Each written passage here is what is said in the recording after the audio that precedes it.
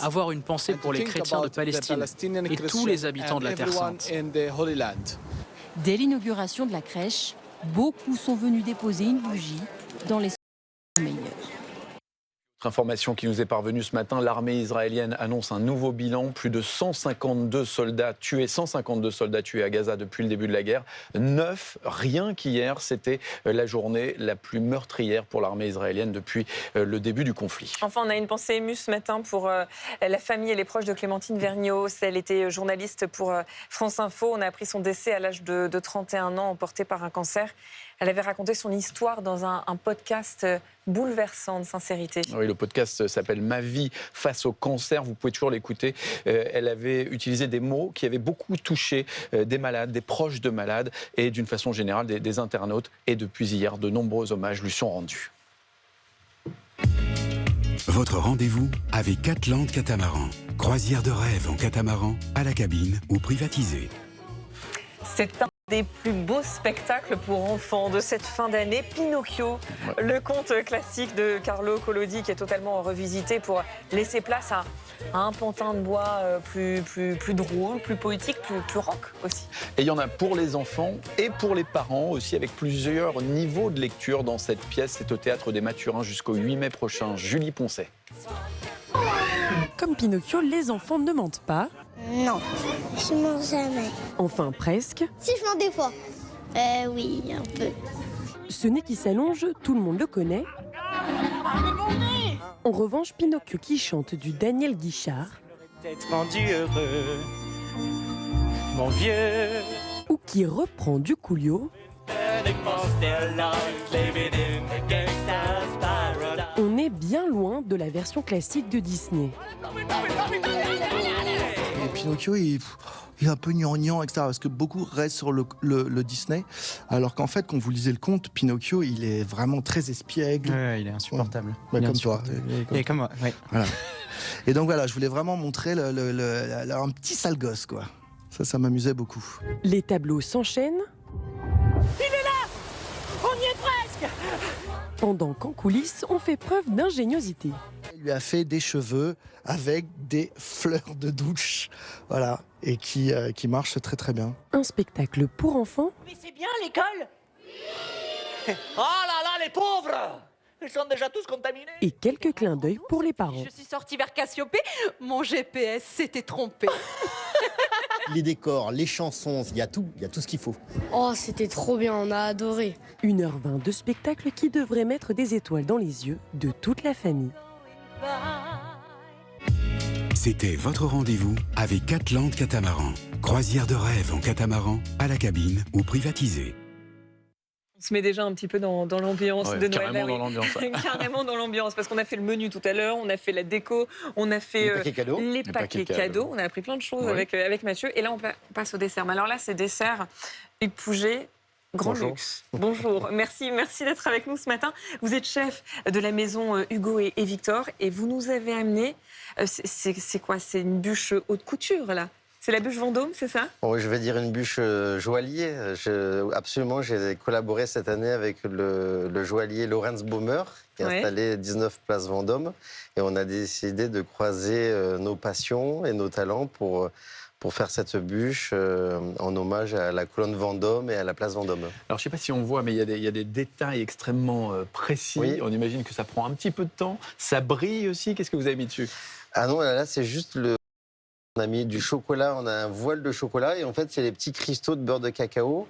Et après, on a mis un tout petit peu de poudre bronze sur le Napoléon et on a un petit peu stylisé la colonne Vendôme et c'est une bûche au thé Earl Grey et à l'orange.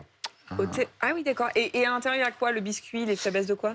C'est une mousse au thé Earl Grey, il y a un biscuit à l'orange et au thé, un crémeux au thé et un jus en gelée à l'orange avec un crémeux à l'orange.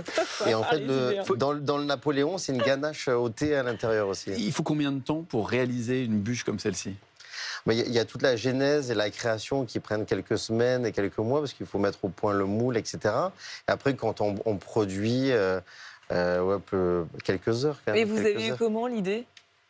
En fait, l'idée vient de mon amitié avec Lorenz Baumer. Et en fait, ça fait quelques années qu'on se disait, tiens, pourquoi on ne ferait pas quelque chose? Et cette année, on a décidé de faire cette collaboration amicale. Et voilà, et on a développé... C'est la première fois que vous faites une telle collaboration? Avec un joaillier, oui. Ouais. J'ai déjà fait des collaborations. Mais avec un joaillier, c'est la première fois. On a fait une belle boîte, on a fait une boîte de chocolat. Oui, parce que la boîte est très jolie aussi. La boîte est très belle. On a travaillé avec une dame qui s'appelle Marie-Amélie Tech, qui a fait l'aquarelle. Donc vous mélangez tous les arts, en fait, finalement. Ben voilà, on croise les arts, on croise la culture, et il faut faire du beau et du bon. Bon, Philippe, vous avez une idée d'accompagnement, me semble, d'accompagnement alcoolisé, à consommer avec modération ou pas. Vous allez voir. Alors, qu'est-ce qu'on boit? C'est toujours compliqué les bûches parce qu'en fait, on est en fin de repas, on a déjà un petit peu éventuellement abusé un peu de vin.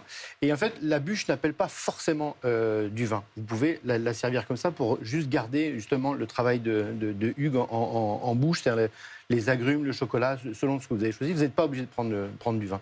Surtout encore moins si vous prenez une bûche glacée, parce que là, ça vous anesthésie les papilles, donc le vin derrière n'a aucun intérêt.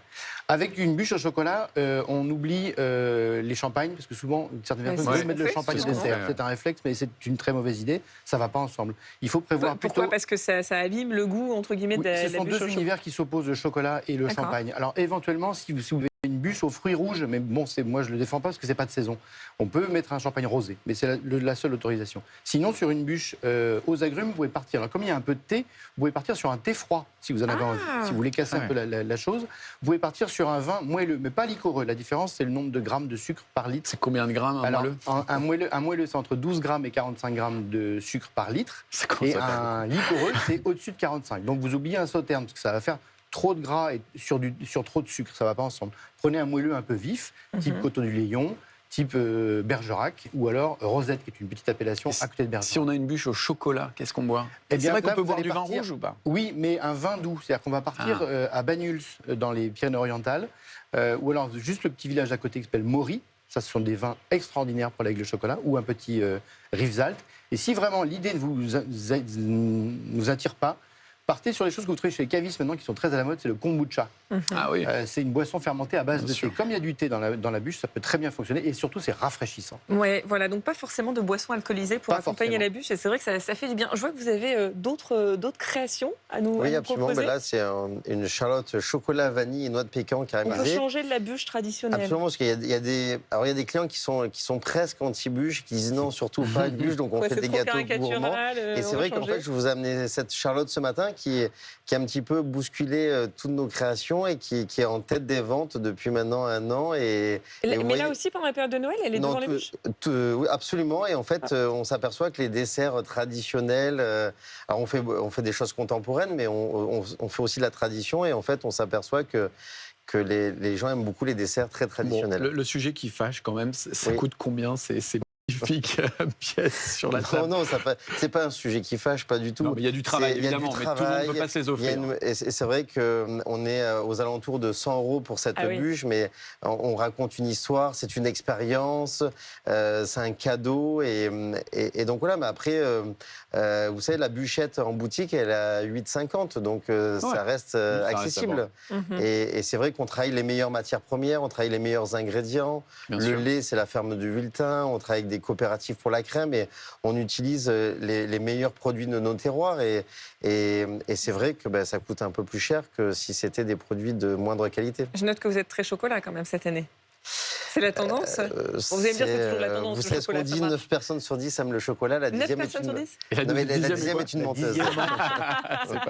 Bon, ce sera le mot de la fin en tout cas. Merci beaucoup à tous les deux de nous avoir donné 1000 eau à la bouche. On a faim depuis ce matin.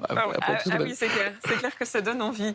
Le Noël, extrême douceur en ce moment. Regardez les températures dans le sud de la France. 19 degrés prévus cet après-midi à Perpignan et 17 degrés hier à Palavas-les-Flots. Reportage au bord de l'eau à Palavas-les-Flots.